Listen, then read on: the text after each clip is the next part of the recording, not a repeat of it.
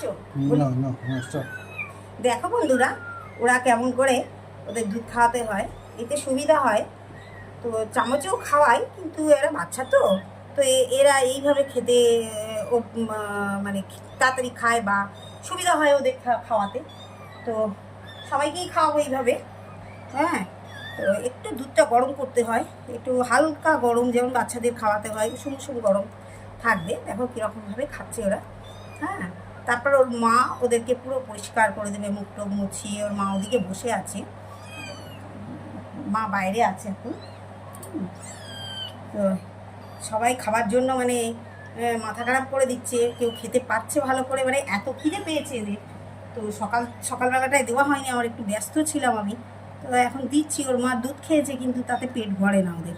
তো এই দেখো কি অবস্থা দেখেছো, একজন আরেকজনকে কামড়াবে, বলছে ওকে খেতে দেবে না, ও খেয়ে নেবে, এই অবস্থা আমার।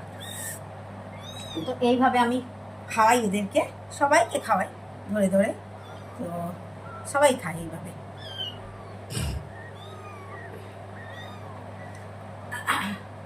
ছোটোগুলোকে খাওয়াতে খুব একটু অসুবিধা করে, বড়রা খেতে দেয় না। আর এরা তো ছোট্ট বড্ড, এরা তাড়াতাড়ি খেতেও পারে না, ফলে ওরা এসে হামলা করে। এখন দেখতে পাচ্ছে না, তাই হামলা করছে না, না হলে ওদের খেতে দিত না।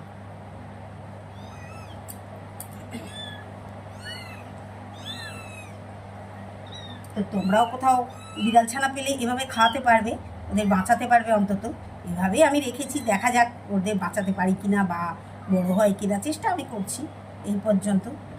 মায়া লাগে, সামনে মরে যাবে একটা অবেলা শিশু, অবেলা জন্তু, তাই নিজেরও খারাপ লাগে।